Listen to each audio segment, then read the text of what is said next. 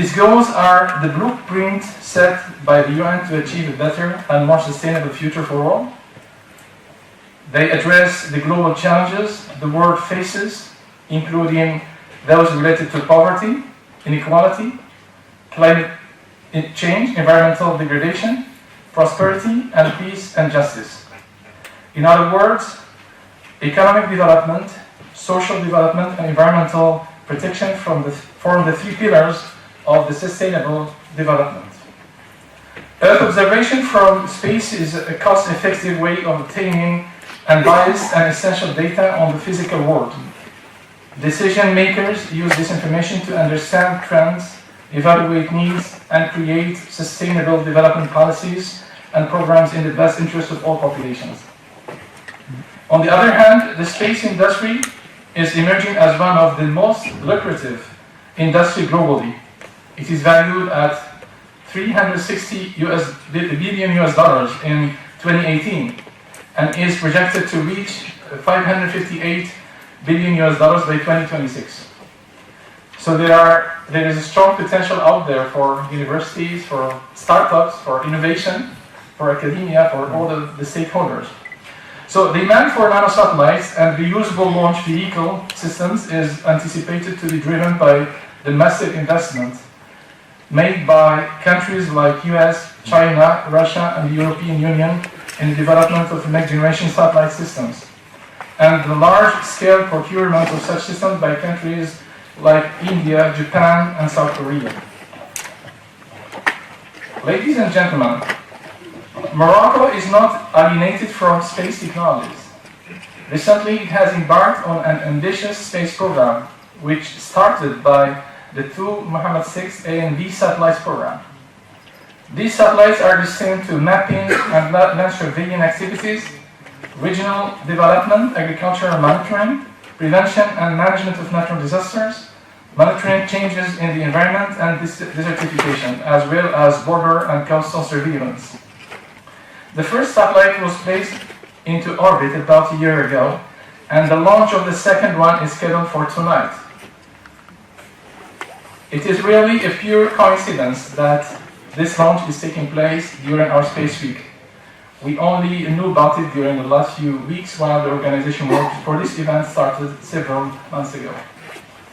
There is also growing interest in space technologies and applications in Moroccan academia, government, and industry to address different aspects and issues related with sustainable development goals. For instance, very recently, ENSIAS College of Engineering organized the first contact for its students with the International Space Station in January 3rd, 2018. And it has been a partner in an atmosphere frontier capsule with a weather telemetry CubeSat launched from Mexico, in partnership with our colleague Luis, who will be speaking this morning. There are also KSF Space, which is our main partners in different activities and programs we're developing in our university. There are also other few CubeSat development projects in different universities in Morocco, aiming at building capacities and developing research and innovation activities in this field. I also hope that this event, Space Week 2018, would bring more Moroccan actors and initiatives to this field, which is actually one of the main objectives set for this week. Ladies and gentlemen, Space Week 2018 program includes several interesting and unprecedented activities in our country, besides this important international conference. So we have a workshop on space STEAM activities for students of elementary and high schools in Rabat today afternoon, here in the same building, organized by our guest speaker, Holly Milliard, from STEAM Space USA. We have also a workshop and hands-on nano-satellite technologies taking place this afternoon for registered participants in ENSIAS, and which is organized by our friend Luis Gerardo Sabate from Datiotech Aerospace Mexico and KSS Space. There is also another workshop on embedded systems and robotics on November 23rd in ENSIAS for registered participants. That will be organized by FIRER from ENSIAS Valley, which is a startup from ENSIAS Valley. We have also a last workshop on radio amateur on November 24th for registered participants, organized by the Royal Association for Radio Amateurs of Morocco. Ladies and gentlemen, the success of the great and inspirational Space Week 2018 event would not have been possible without the outstanding contributions and added value of our guest speakers from USA, Mexico, Austria, KCS Space, and Morocco, to whom I address my most sincere thanks and gratitude. I also convey a very special and my warmest thanks to all the members of the organizing committee of this event, organized in the framework of Space Week 2018, in particular to the General Co-Chair, Dr. Mohammed Kiyari, CEO of KCS Space, Dr. Mansouri, KCS Space, Dr. Mohammed Rayyan from EMEA at Astronaut Space USA and KCS Space, and also to the staff and the faculty of ENSIAS and to the PhD students involved in the organizational tasks. Last but not least, I wish all the participants a wonderful and memorable Space Week experience, and for our guests a very pleasant stay in Rabat. Thank you for your attention.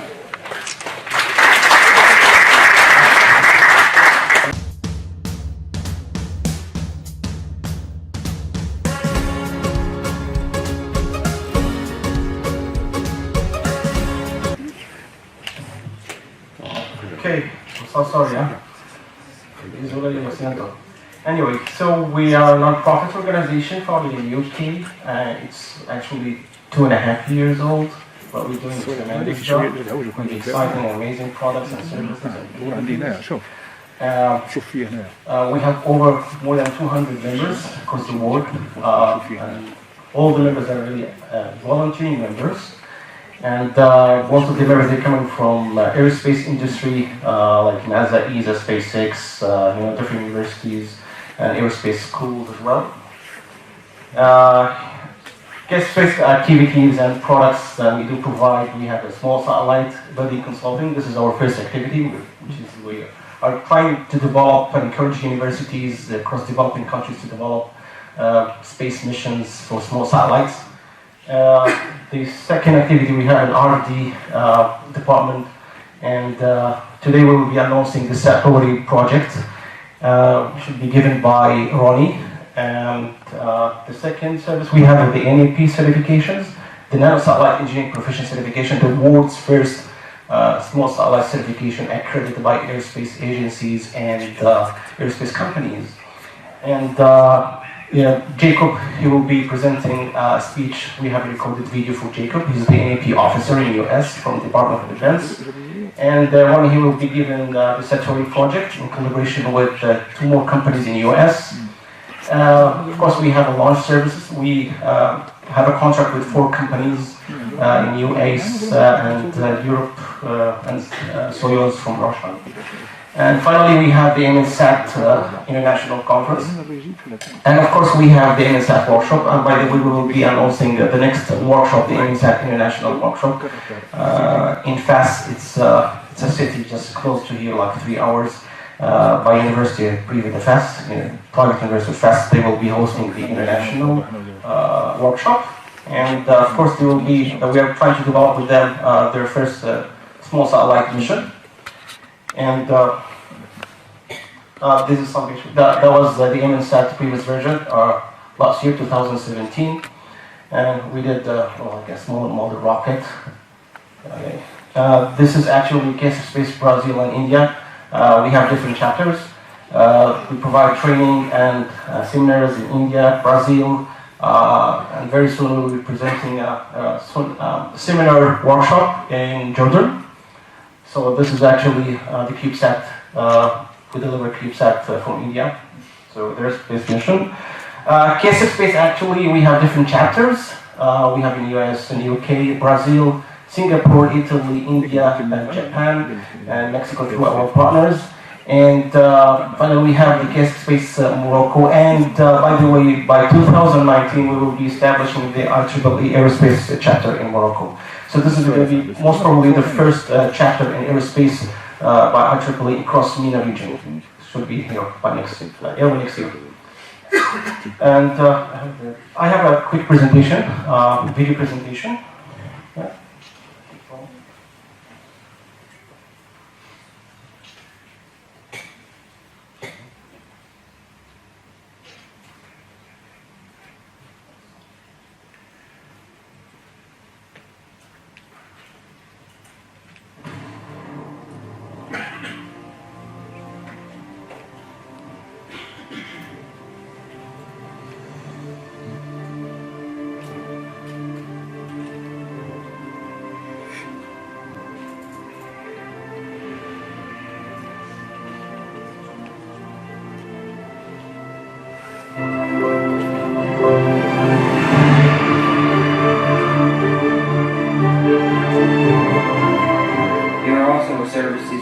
academic and R&D project for universities that provides support for training of ground stations, academic activities, biological experiments, broadcasting stations to the International Space Station, and also training courses.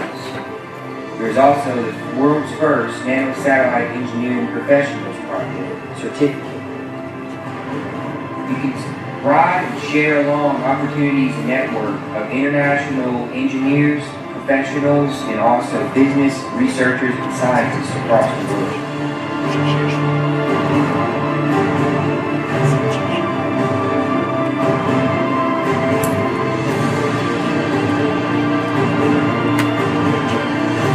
But if you have an access to direct ground station which connects you to nano-Satellites, it's going to be much easier. I mean, if you go to the mountain, definitely you will have a 4G connection. Definitely.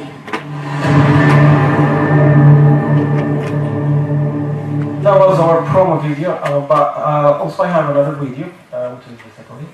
So right now I will be announcing the satellite.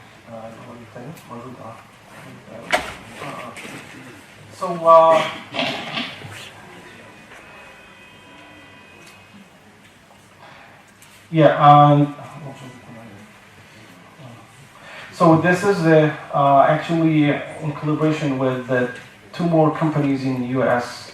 This is startup companies. This is the Satori project, ladies and gentlemen. 1 minute.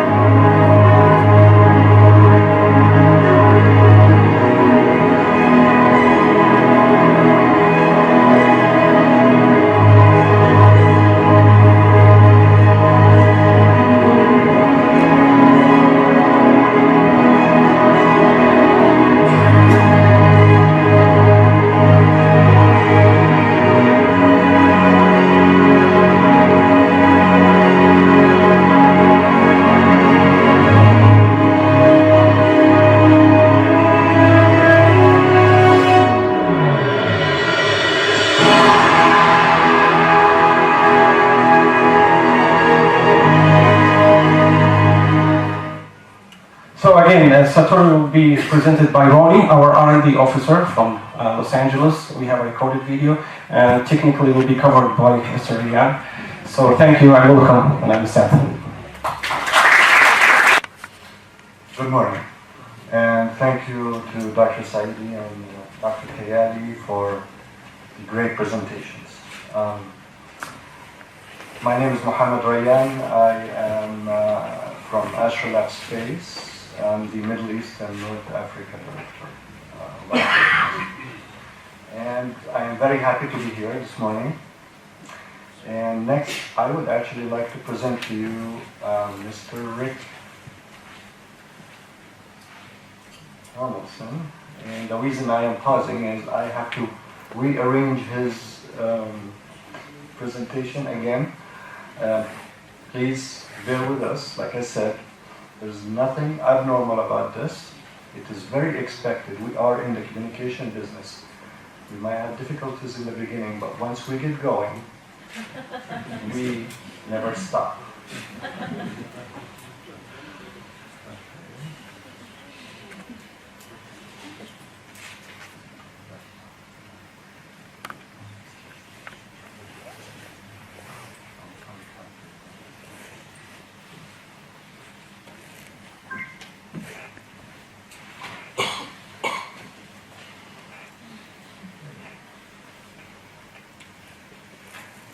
How are we doing on time?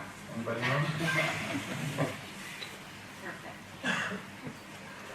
Okay, so we're going to talk next about the space frontiers. Rick Tomlinson from the Space Frontiers Foundation in the USA is here. He is going to grace us with a speech. about space. First, I'm going to present a video that he has brought to us, and once we're done with the video, we will get to the speech.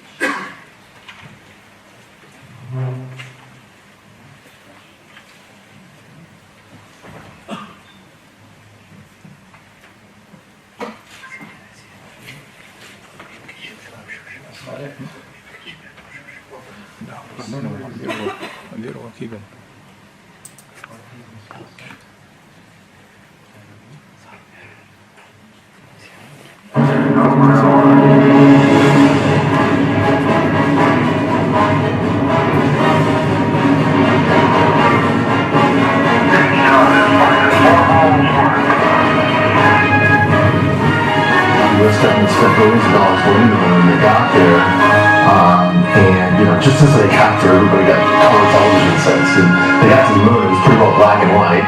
1972, Apollo 17, last mission on the moon, and then the Nixon administration shut it down. We, as Apollo's children, felt we were Apollo's orphans. We had been left out in the cold. It was over in the government's minds, but a lot of young kids there, myself included, were ready for what was next. The right chemistry, the right mix, the right matrix of people, of vision, wealth, courage, a little bit of craziness, a whole lot of craziness, teamed up and said, let's go do something important. Let's change the future. What pulled together an ad hoc group of people that you knew, and it wasn't so much company, it was more kind of entourage. It was like they came out of a band. Here we were going to negotiate a deal to open a frontier in a place that felt like a frontier at the time. Here you had a serious situation to take over the manned space station. Would you like the space station? Because I think we can get it.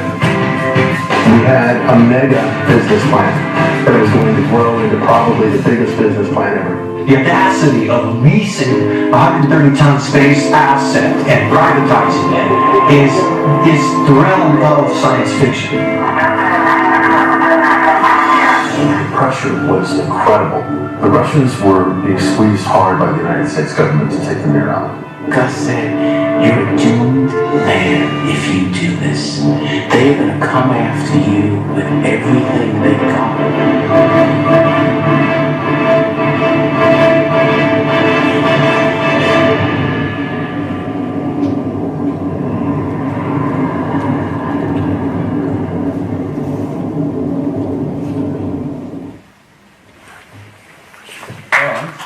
That sounds great.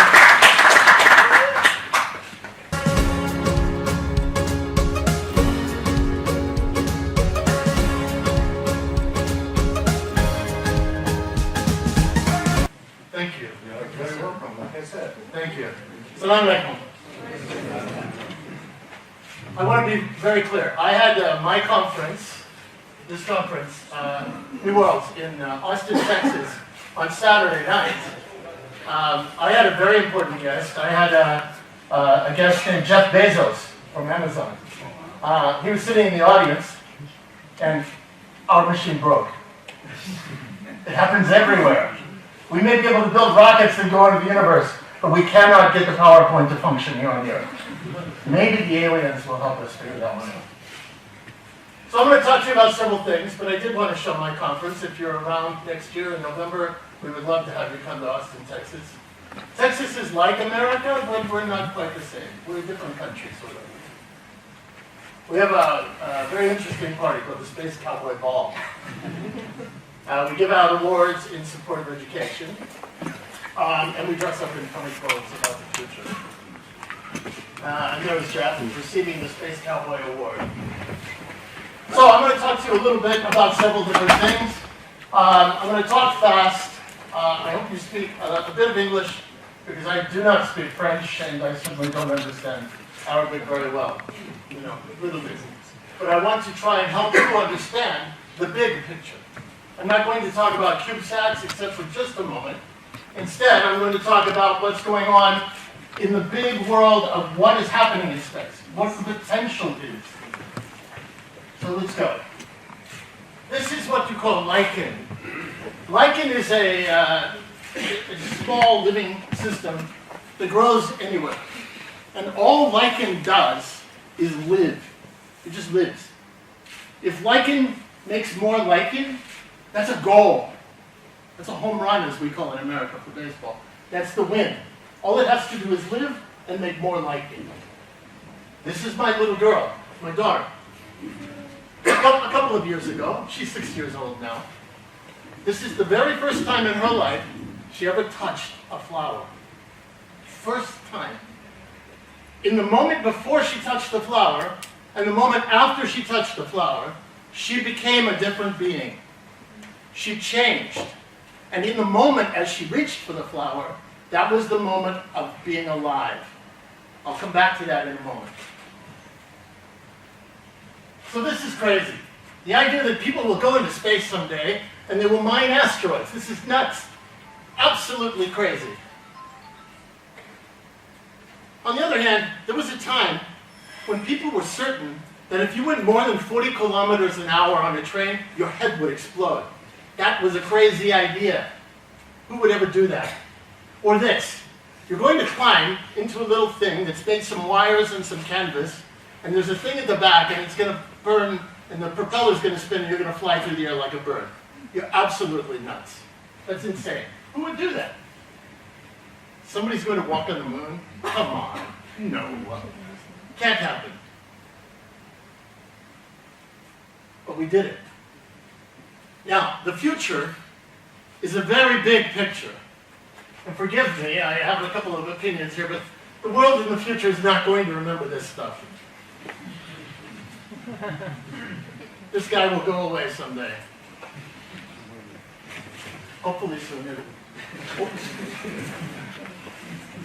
What the world is going to remember is if in this century, right now, we are able to cross the bridge into the universe. To open the highway to the sky so that our children and their children have new opportunities and new places to go, new places to explore.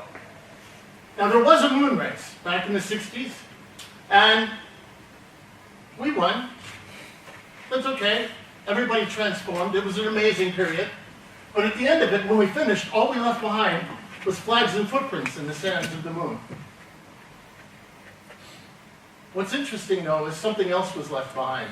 And that's why the other video was called Orphans of Apollo. There were children who were left behind. Because like me, that's like me, from the time, we were watching television. We were watching what was happening. We were reading. And we were inspired. The main thing that came out of the space program of the 60s and 70s and 80s was us. Not the technology, not the machines, not PowerPoint, us, the people. Because we're watching television and terrible things are happening, Vietnam.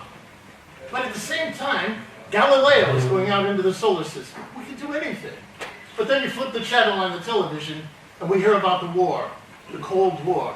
We could all die at any time. Nuclear war. They're going to come and kill us. I remember this.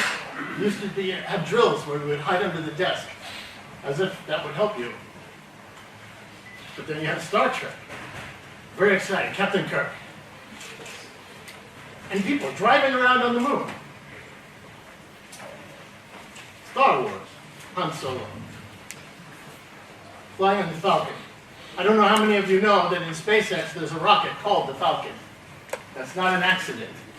It's because somebody grew up watching the show. That's why it's called the Falcon. You see, when you're a child and you're watching these things, here it is, people are flying to the moon. And then there's Star Trek. People are driving around on the moon. And there's Star Wars. And I'm a child. For me, it all goes into my head, and I'm going to go do that in my life. And that's what happened. A book was written during this time called The High Frontier by a friend of mine, my teacher, my Obi-Wan, in Princeton, Dr. Gerard K. O'Neill. This was in the 1970s. This book told us that you don't have to be an astronaut, that you don't have to be any particular thing, that you yourself have the right stuff to go into space. And we believed it. A generation of us believed it. But we were still caught in this cage. You see, the reason things don't happen usually is not because of technologies, it's because of ideas. We were trapped in the idea that we couldn't go. Only the governments could go. Only the big countries, only the wealthy could go. It took a while, but now this time it's starting to end. We had to work on it. This is the first private rocket ever launched. It was launched off the coast of Texas. It's called Conestoga 1. And we had, in my organization at the time, we had to sort of lead a revolution. I was able to testify in the US Congress in the 1990s. I called for all commercial private sector spacecraft to go to the space station, to end the space shuttle, to begin a new era in space. You have to have three things if you're going to open a new frontier. And these are critical. Number one, you have to be able to go there and back easily, regularly, reliably, and eventually safely. Two, you need to be able to use the resources that you find in space to do whatever you want.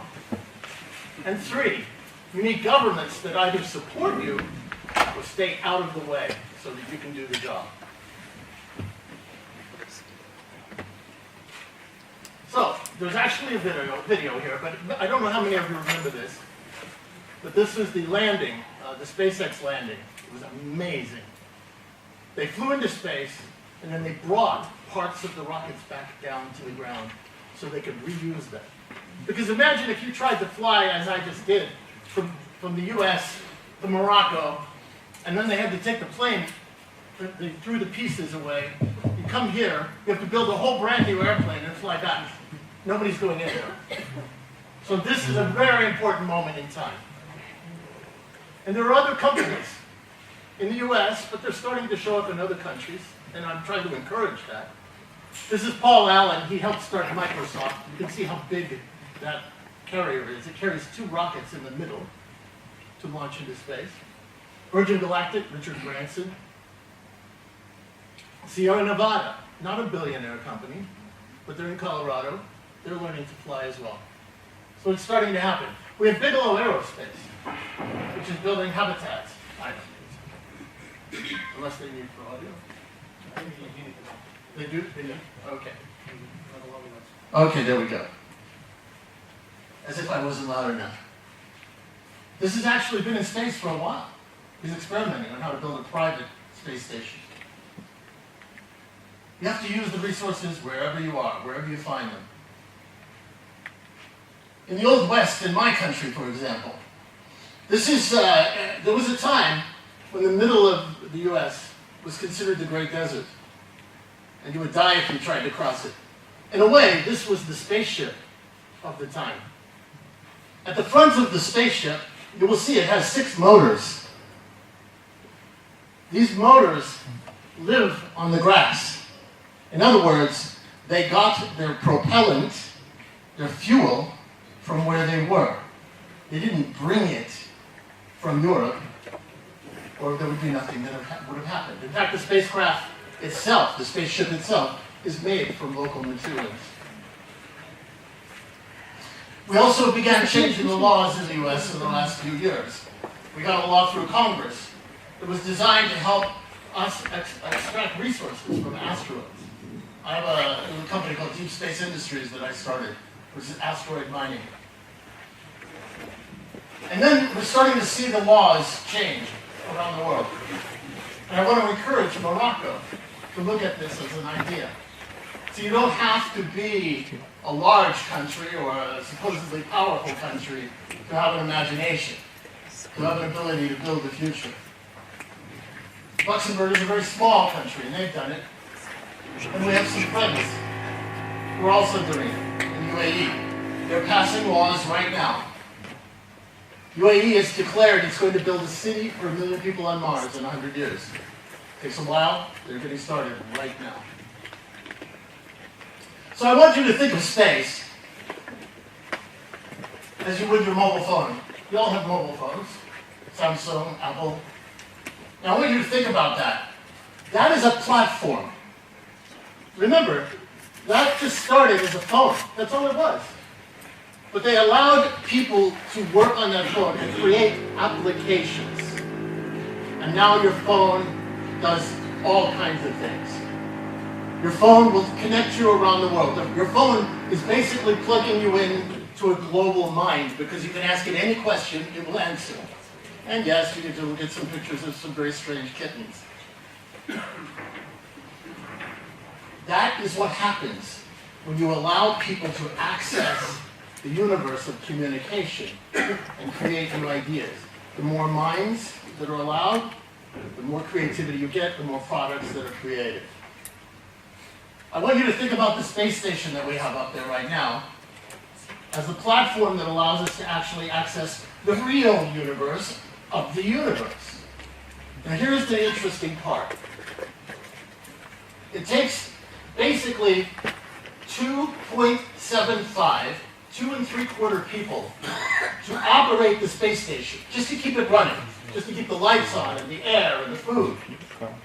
That means, and usually there's 3 people or 6 people on the station. That means for half of a year, only 1/4 of one person represents all of the creativity of everybody on the earth as applied to accessing the platform of the universe to come up with new ideas and new experiments. Worse than that, that person is a government employee. I love government employees, but we need to allow more creativity out there. Think about that for a second. 1/4 of one person represents all of the imagination of the planet as applied to the rest of the universe. Now, Elon Musk, SpaceX, announced what they call the BFR. We'll call it the Big Falcon Rocket. It's not what he said on stage, but we'll call it the Big Falcon Rocket. The BFR will carry 100 people into space. And he says it's going to be ready in just a few years. He had just announced that he's going to fly around the moon with a Japanese billionaire. But let's say he's completely wrong. He's going to take him 10 years. He's only going to deliver 50 people at a time into space. That's 50 people at a time. That's 49 3/4 more people having access to the platform of the universe than do right now. Think about that. And that's just one flight. Over and over and over again. Reusable, reusable. More and more people having access to the universe to create new products. So I created a new company. I will only talk about this a moment. I'm not trying to pitch my company. Space Fund. After I left the asteroid mining company, we're doing venture capital. We're investing in new frontier technology startups. We're raising $50 million, and our goal is to go out and help small startup companies that are at the very beginning to be able to reach out into space. Because we do believe the future is now. It's starting right now. This is the day before the internet, and you're in it right now.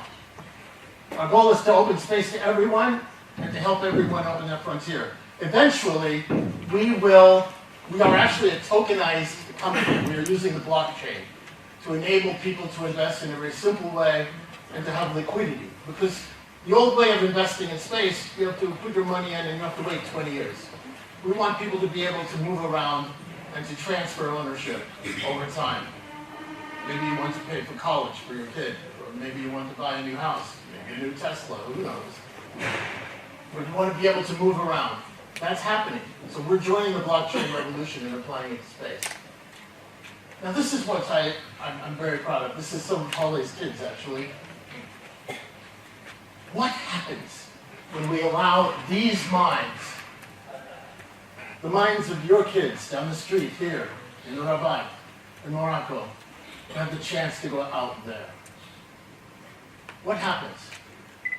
Well, ships are going to be ready soon. I use a cultural icon from my country, but the Mayflower, the new ships, new people going into space, trying new things. Maybe they just want to leave here.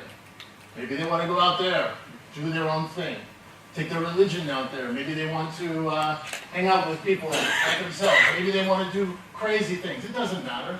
That's what frontiers are for. But people are going to go. And it's going to happen right now. And we're going to make it happen using free enterprise, just like the phones you have in your pockets. It started with the governments, but now the people are involved.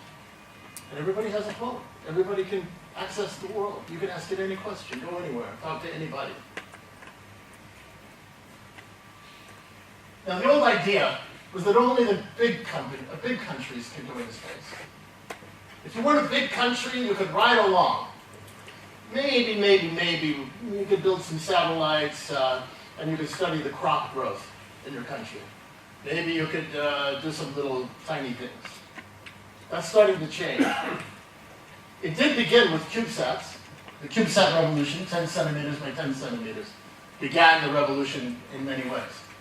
The lowering of costs, though, now means that people of all kinds are going to be able to do all kinds of things in space. And because it's the private sector, it's out of the hands of the governments, you have the chance to do things. You can create partnerships like KSF Space. You can begin to dream bigger, build bigger things. Anyone can go. Why not? That one took a little while to build, but why not? I think it's crazy, right? Why not? There's nothing that says you can't do this.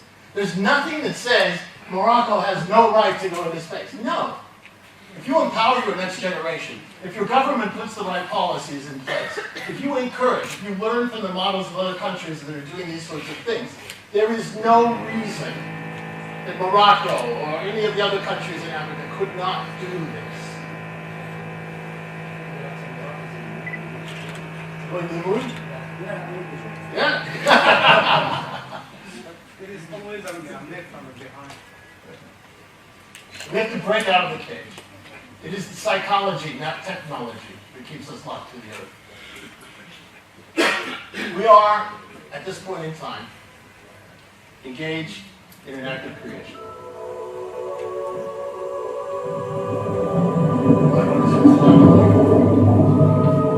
It's going to get loud.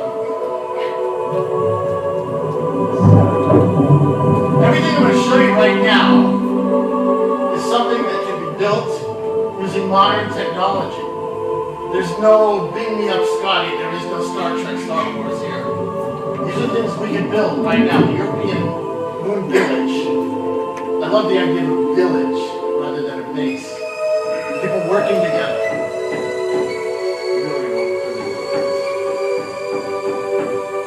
We can build cities on the moon. By the way, they'll be underground. They probably won't be on the surface like this. It makes for a better picture. I like green. I'm what they call in America a tree hugger.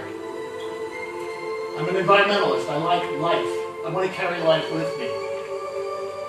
Everything here could be built using the same technologies that are used to build big bridges, skyscrapers. We build things like this if we're going to have the Olympics in our country. It happens all the time. Why not out there? And then we go to Mars, the red planet. Trees, life, human beings, doing new things. Eventually, maybe, if we do our work right, we can turn the red planet green. Why not? I believe in life. We start where we are. We use recycling. We capture the propellant of asteroids, lunar ice. We use that to fill our tanks to go further.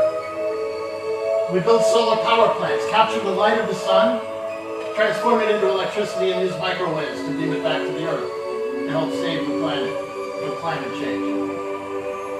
Maybe we go out and we put some objects between the Earth and the sun, just to create a little shadow, to cool things down a little bit here on the planet, so that we have a little bit more time to save the patient.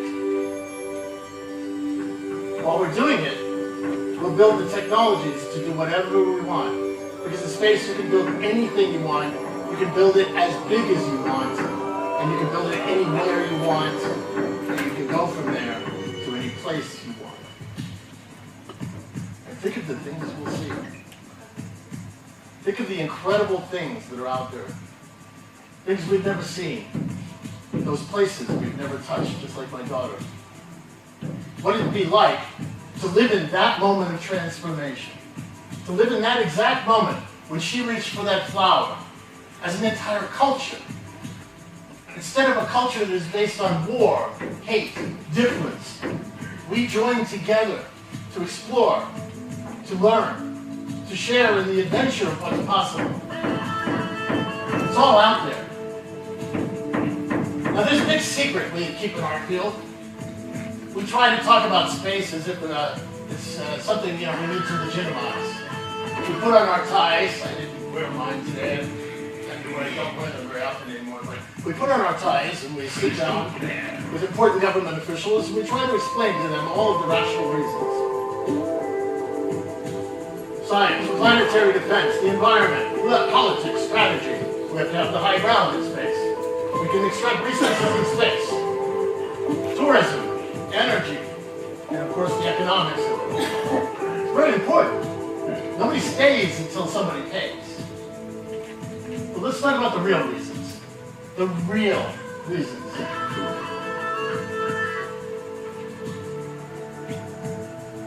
Keeping humanity alive. Making sure that there's not a catastrophe that wipes us all out. It's coming. It's out there. And we're no more aware of it than the ant is aware of the shoe. It's coming. At some point, we need to be ready for that. It could happen tomorrow. It could happen in 1,000 years. But why not get ready? The advancement of human society. Where do you go on the earth that doesn't belong to somebody else and doesn't hurt the earth to try something new? Where do you go? There's nobody out there. Not that we know of. Not right now. Not close enough to make it matter. You can go out there and try new things. What is the next step after democracy, and where do you go to practice? And the protection and expansion of life. Right now, as far as I know, there is only one planet that I know of where there's life. If I'm playing a game of cards, let's say, I can only look at the cards that I hold in my hand. Those are the only ones I'm certain of. And the ones I'm certain of here on this planet is that this planet has life. Now, this planet has what we need. And I believe in it, and I love it, and I want to protect it. And then there's the universe itself. From where I sit, from the way I look at it, I'm a part of the universe, in that the universe knows of itself through me. The universe is aware of itself, because I can look at the universe and feel. Otherwise, it's just rocks. It's just creation. We have to be here. There was a reason Adam and Eve were created.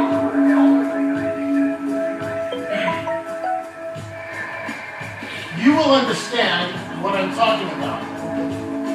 Some of you already do. Some of you are already feeling what I'm talking about. I know you are. It's all by your eyes. But some of you, perhaps, should go out on an empty night and look at the stars. Just look. Just go out on a clear night. And I bet you have beautiful skies here. And you look up at the night and you see the stars. And you will fall up into those stars. Just let yourself go.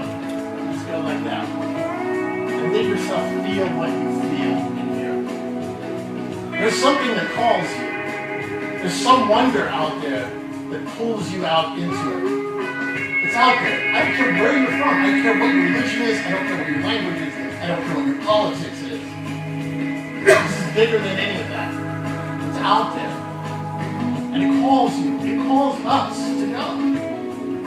So when you have these students working on the CubeSats, when you have children that are learning mathematics and STEAM, when you have people who are trying to expand themselves into something more, this is the goal, to meet. And it's happening right now. Can you imagine that? At the very same moment where we developed the technology to kill everybody on the planet using rockets, the same rockets will allow us to carry humanity and life into the universe. And the same generations of students and engineers and scientists who will build and operate those rockets to kill the entire planet can save the Earth. All within maybe 50 or 100 years of time. And if is happening right now. You're in the middle of it. Some of you have lived in it from the very beginning, and some of you will live as it begins to really happen. We're going out there. We don't kill ourselves down here first. The future has possibility, and I believe we're called to go. I believe it's our job to go, and I believe it's our responsibility to go. The galaxy is an amazing place. It's full of wonder. Maybe someday, if we do our job right, it'll be full of life and hope. We are an oasis in the desert of the universe right now, as far as we know. As far as we know. Not what we hope, not what we believe, but as far as we know, we're it. We have the chance to build that bridge into the universe. You and I and our children have the chance to create a tomorrow that's far bigger and more exciting than today. And it begins with those students working on those little circuit boards, working on the CubeSat, learning that they have the possibility to sit here in Rabat, sit here in Morocco, and reach the heavens.